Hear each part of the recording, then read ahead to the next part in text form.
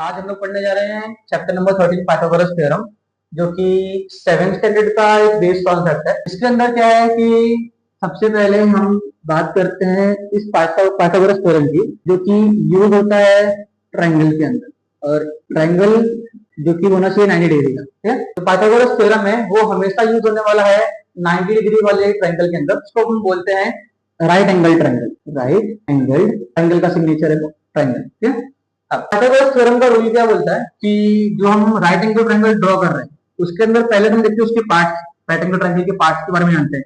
तो ये जो पार्ट है नीचे का वो तो बेस है, ये जो परपेंडिकुलर लाइन दिख रही है उसको हम हाइट बोल सकते हैं, और ये जो 90 डिग्री के सामने जो बना हुआ साइड है यही हमारा मेन साइड है, जिसका नाम है हाइपोटेनस।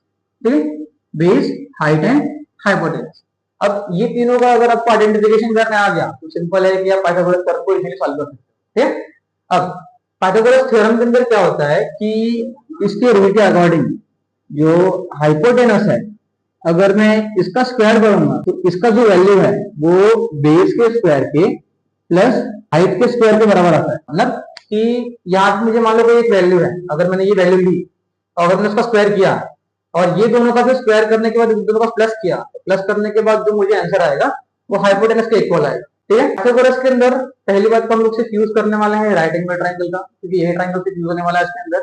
जहां पे भी समझ लो कि आपको राइट एंगल ट्रायंगल दिख रहा है वहां पे पाइथागोरस पहली बार, मतलब सबसे पहले आपको ये टॉपिक सोचना है पाइथागोरस के बारे में। ठीक है, अब बात करते हैं कि ये जो फॉर्मूला है इसको हम प्रैक्टिकली कैसे करेंगे। तो यहाँ पे मैंने मान लो कोई नंबर ले लिया, जैसे मैंने यहाँ पे ले लिया 24, जैसे मैंने यहाँ पे ले लिया 7। ठीक है, यहाँ पे मैंने जस्ट एक नंबर लिए हैं, ये दोनों के दोनों नंबर लिए हैं, और मुझे फाइंड करना है पाइथागोरस थ्योरम। एक और चीज बता दूं कि पाइथागोरस थ्योरम में आपको दो साइड की वैल्यू मालूम होनी चाहिए। अगर आपको दो साइड की वैल्यू पता है इस ट्रायंगल के अंदर, राइट एंगल ट्रायंगल के अंदर अगर आपको दो साइड की वैल्यू पता है तो आप इजीली थर्ड साइड की वैल्यू को फाइंड कर सकते हो। जैसे ये मुझे हाइट पता हो गया कि हाइट क्या है, बेस पता हो गया कि बेस क्या है। जैसे बेस तो मेरा 24 है, हाइट 7 है, तो मैं इजीली फाइंड कर सकता हूँ कि हाइपोटेनस क्या है। ठीक है, हाइपोटेनस का पहले नाम लिख लेते हैं कि कौन से साइड का हम हाइपोटेनस बनेंगे। तो यहाँ पे जो ट्रायंगल है इस ट्रायंगल के अकॉर्डिंग जो हाइपोटेनस है उस साइड का नाम क्या होगा, एसी। यही साइड जो है वो हाइपोटेनस है तो इसी का नाम होगा एसी। तो एसी का स्क्वायर। अब बारी आई बेस की, तो बेस क्या है, बी और सी, ये बेस है, बीसी का स्क्वायर। अब बारी आई हाइट की, तो हाइट का नाम क्या है, ए, और तो ए बी का स्क्वायर। ये पहले मैंने साइड डाल दिया। अब साइड के बाद मुझे बताना है उसकी वैल्यू। तो बेस का वैल्यू कितना है यहाँ पे 24, तो 24 का स्क्वायर। हाइट का वैल्यू कितना है 7, तो 7 का स्क्वायर। अब एसी के प्लेस पे वो ऐसे का वैसे रहेगा, एसी का स्क्वायर इक्वल टू 24 का स्क्वायर क्या होता है 576 प्लस 7 का स्क्वायर क्या होता है 49। ऐड करने पे वैल्यू आएगी 625, जो कि एसी स्क्वायर बेस में है।